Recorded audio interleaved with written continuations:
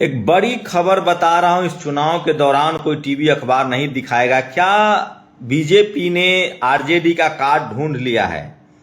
जैसे नीतीश कुमार को पहले कमजोर किया गया, क्या बीजेपी बिहार में एक छत्र राज करेगी और अब कोई सवर्ण मुख्यमंत्री होगा?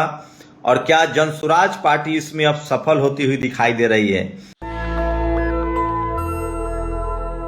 बिहार में 4 सीटों पर बायपोल चुनाव हुआ है और उसकी जब आंकड़े दिखाऊंगा तो आप दांतों तले उंगलियां दबा लेंगे। जिस जनसुराज पार्टी को तेजस्वी यादव इग्नोर कर रहे थे, जनसुराज पार्टी ने SC ST OBC में अपनी पकड़ बना ली है।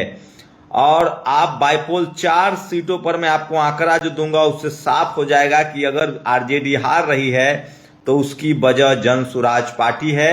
और जनसुराज पार्टी ने 5,000 मिनिमम और 25 से 30,000 वोटों तक लाए हैं। तो 2 साल में प्रशांत किशोर ने अपनी पार्टी को SC ST OBC से जोड़ लिया है।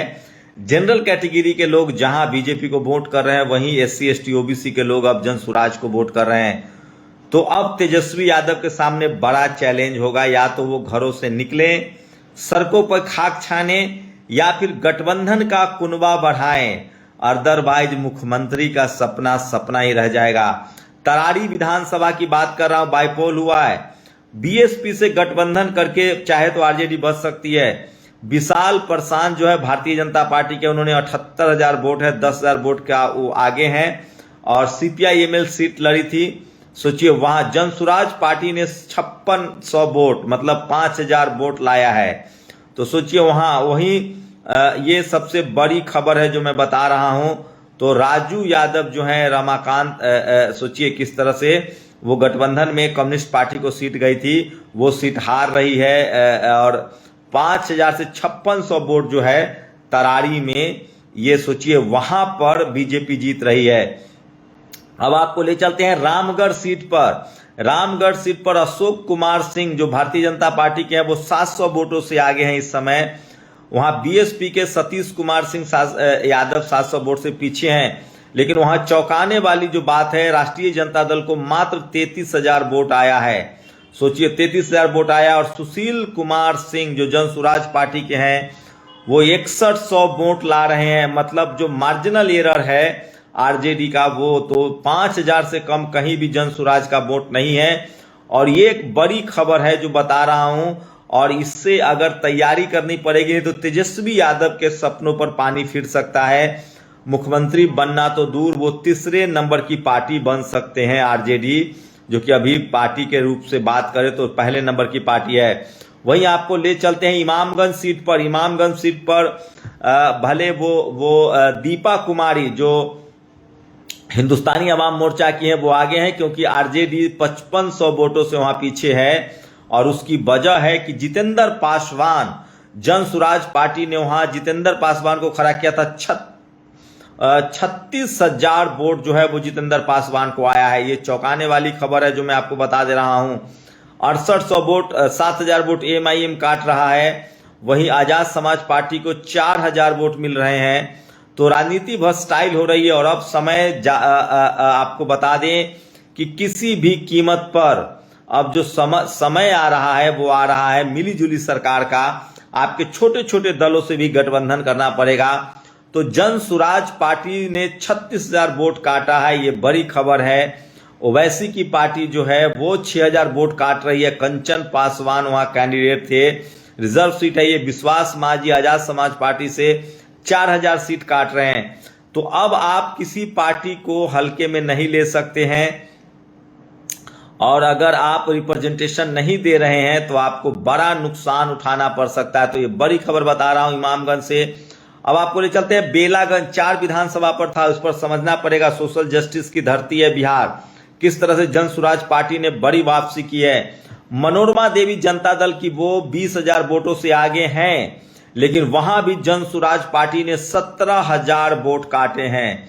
तो जनसुराज पार्टी के कैंडिडेट जो है मोहम्मद अमजद, उन्होंने, और वहां राष्ट्रीय जनता दल जो है वो दूसरे नंबर पर चला गया है। 20,000 वोटों से वे पीछे है, क्योंकि 17,000 वोट तो मोहम्मद अमजद ने मतलब काट दिया है। MIM ने वहां बिल्कुल 3,000 वोट काटा है, वहां ज्यादा वोट नहीं काटा है।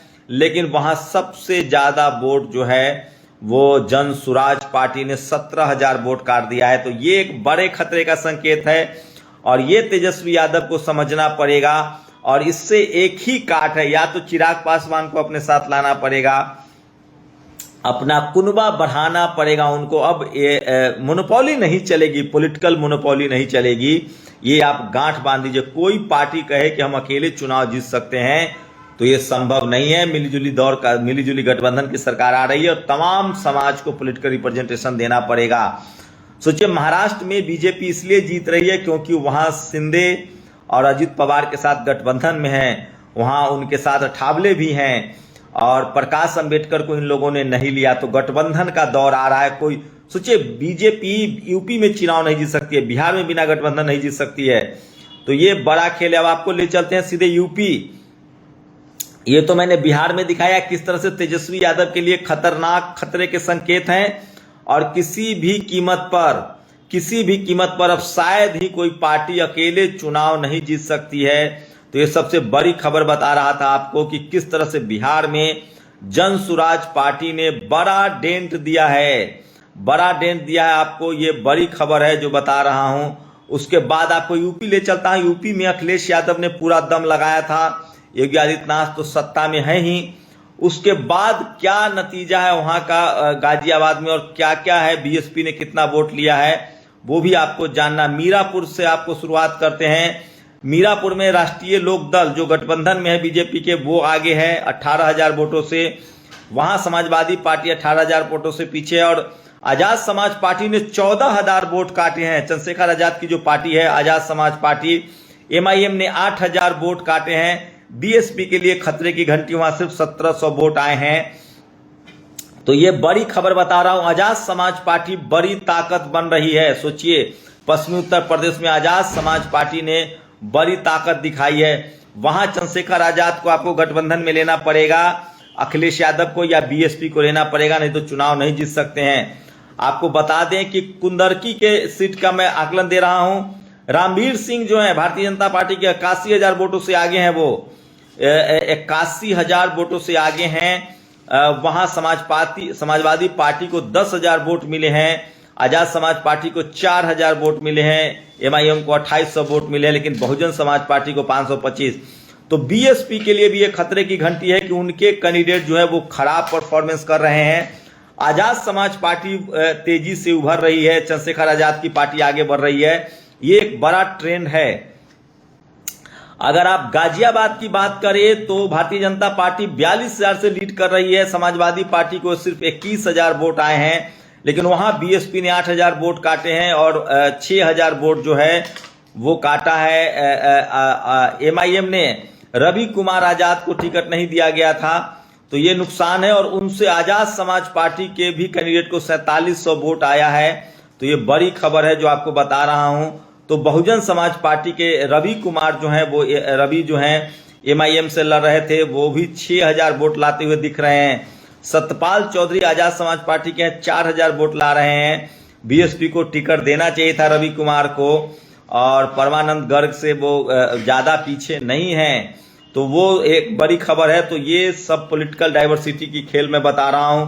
तो समाजवादी पार्टी को नुकसान होता दिख रहा है।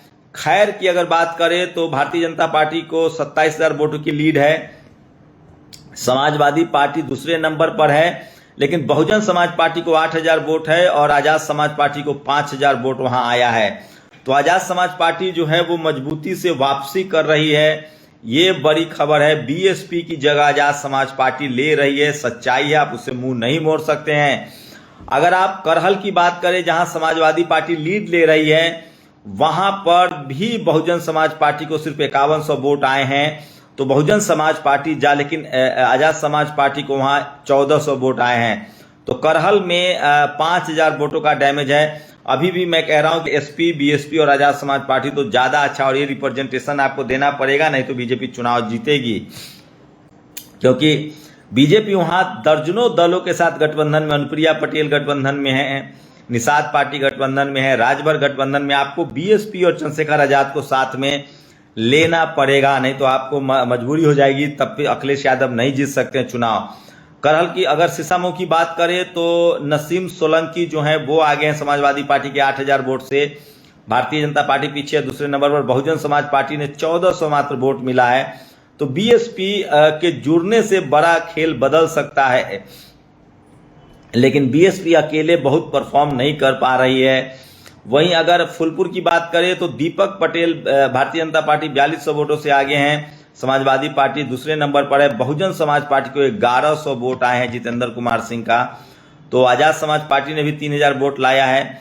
तो गठबंधन का दौर है और मिला जुला के आपको गठबंधन में ही चुनाव लड़ना पड़ेगा। बिना गठबंधन के अब कोई बीजेपी कांग्रेस नहीं जीत सकती है, तो फिर बाकी दलों का भी वही स्थिति है।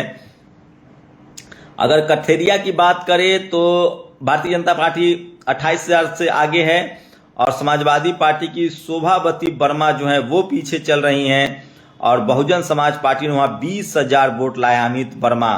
तो मैं फिर कह रहा हूं कि बीएसपी अभी भी आपको सपा, बसपा और आजाद समाज पार्टी का अलायंस तो करना पड़ेगा। समाजवादी पार्टी को या तो बीएसपी के साथ आना पड़ेगा या चंद्रशेखर आजाद के साथ आना पड़ेगा। मझवान जो है वहां भारतीय जनता पार्टी 1400 वोट से आगे है। डॉक्टर ज्योति बिंद जो है समाजवादी पार्टी के दूसरे नंबर पर हैं। बहुजन समाज पार्टी ने वहां भी 17,000 वोट काट लिए हैं। आजाद समाज पार्टी के 1155 वोट है। तो अगर सपा बसपा का गठबंधन होता है तो उससे बेहतर कुछ नहीं होगा, और अगर नहीं होता है तो कम से कम आजाद समाज पार्टी के साथ गठबंधन करना पड़ेगा।